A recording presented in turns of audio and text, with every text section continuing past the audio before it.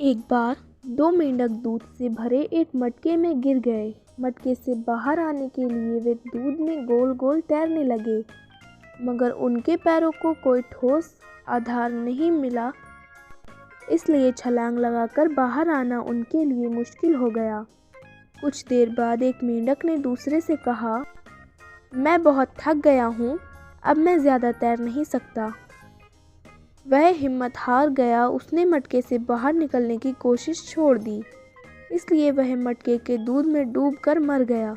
दूसरे मेंढक ने सोचा, मैं अपनी कोशिश नहीं छोड़ूंगा, मैं तब तक तैरता रहूंगा जब तक कोई रास्ता नहीं निकल आता। वह तैरता रहा। इस प्रकार उसके लगातार तैरने से दूध मठ उठा और उसके ऊपर माखन जमा हो गया। कुछ देर बाद मेंढक ने माखन के गोल पर चढ़कर जोर की छलांग लगाई। वह मटके से बाहर आ गिरा। शिक्षा: ईश्वर उसी की मदद करता है जो स्वयं अपनी मदद करता है। एक नन्हा सा चूहा था। वह अपने बिल से बाहर आया। उसने देखा कि एक बड़ा बैल पेड़ की छाया में सो रहा है। बैल जोर जोर से खर्राटे भर रहा था।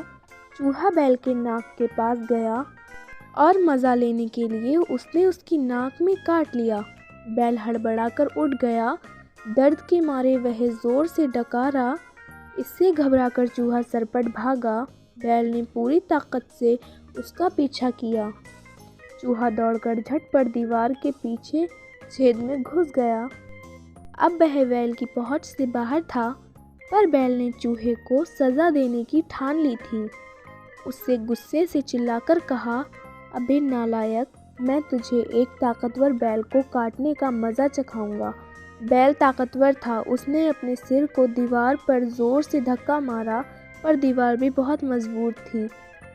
उस पर कोई असर नहीं हुआ, बल्कि बैल के सर में ही चोट लगी। यह देखकर चूहे ने बैल को चिढ़ाते हुए कहा, अरे मूर्ख, बिना मतलब अपना सर क्यों फोड़ रहे हो? तुम कितना ही बलवान क्यों ना हो, पर हमेशा तेरे मन की तो नहीं हो सकती। बैल अभी भी चूहे को बिना दंड दिए छोड़ देने को तैयार नहीं था। चूहे जैसे एक तुच्छ प्राणी ने उसका अपमान किया था। इस समय वह बहुत क्रोध में था, पर धीरे धीरे उसका जोश कम हुआ। उसे चूहे की बात सही मालूम हुई, इसलिए वह चुपचाप वहां से चला गया। चूहे के ये शब्द अब भी उसके कानों में गूंज रहे थे, तू कितना ही बलवान क्यों ना हो, पर हमेशा तेरे ही मन की तो नहीं हो सकती। बुद्धि शक्ति से बड़ी होती है। एक जंगल में एक शेर रहता था। एक दिन उसे बहुत भूख लगी। वह गुफा से बाहर आया और किसी जानवर की तलाश करने लगा। उसे दूर एक पेड़ के नीचे खरगोश दिखाई दिया। वह पेड़ की छाया में मज़े से खेल रहा था। शेर खरगोश को पकड़ने के लिए आगे बढ़ा। खरगोश ने शेर को अपनी ओर आते हुए देखा तो वह जान बचाने के लिए भागने लगा। शेर ने उसका पीछा किया और लपक कर उसे धर दबोचा। शेर ने ज्यों ही खरगोश को मारने के लिए पंजा उठाया कि उसकी निगाह हिरन पर पड़ी। उसने सोचा कि इस नन्हे खरगोश से मेरा पेट भर नहीं सकता, इससे तो हिरन ही अच्छा रहेगा। शेर ने खरगोश को छोड़ दिया। वह हिरन का पीछा करने लगा। हिरन ने शेर को देखा तो जोर जोर से छलांग लगाता हुआ भाग खड़ा हुआ। शेर हिरन को नहीं पकड़ सका। उसके पीछे भागते भागते शेर थक कर चूर हो गया। अंत में उसने हिरन का पीछा करना छोड़ दिया। खरगोश भी हाथ से गया और हिरन भी नहीं मिला। अब शेर खरगोश को छोड़ देने के लिए पछताने लगा।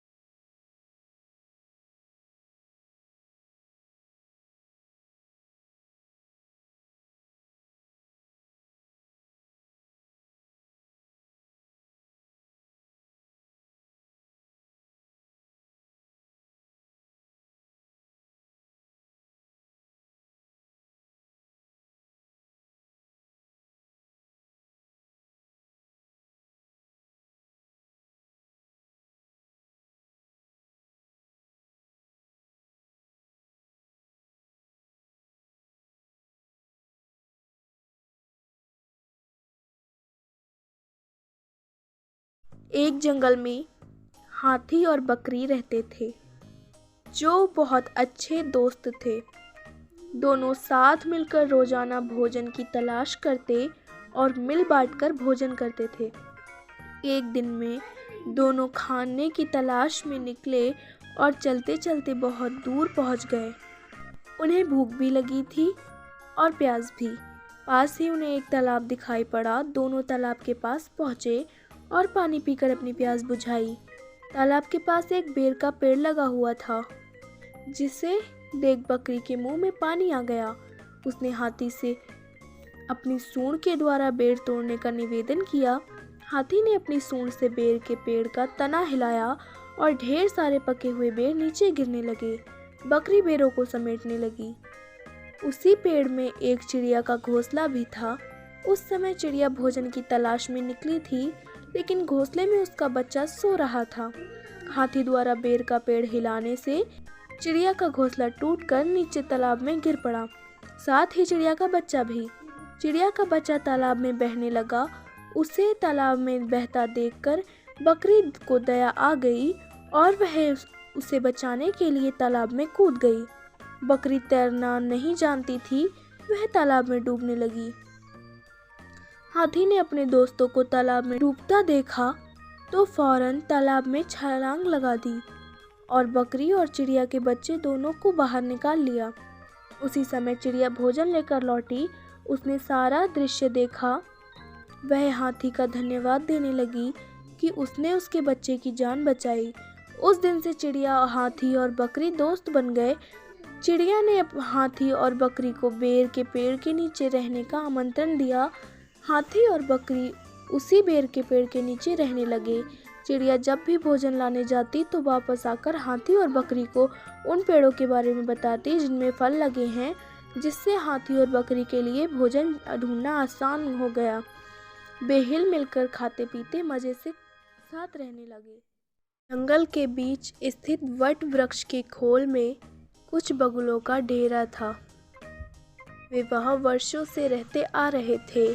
एक दिन उस वृक्ष की जड़ में बिल बनाकर एक सांप रहने लगा। जब भी अवसर प्राप्त होता, वह बगुलों के बच्चों को मारकर खा जाता था। अपने बच्चों के मारे जाने से बगुले बड़े ही दुखी थे। वे किसी तरह उस सांप से छुटकारा पाना चाहते थे। एक दिन वे नदी के किनारे उदास बैठे थे। तभी पानी से निकलकर एक केकड़ा उसके पास आया और बोला, क्या हुआ मित्रों, तुम लोग इतने दुखी क्यों लग रहे हो? क्या मैं तुम्हारी कोई सहायता कर सकता हूँ? दुखी बगुलों ने अपनी समस्या केकड़े को बता दी। केकड़ा दुष्ट था। उसने मन ही मन सोचा, ये बगुले मेरे परम शत्रु हैं, क्यों ना इनको ऐसा उपाय बताऊं कि सांप के साथ साथ इनका भी काम तमाम हो जाए।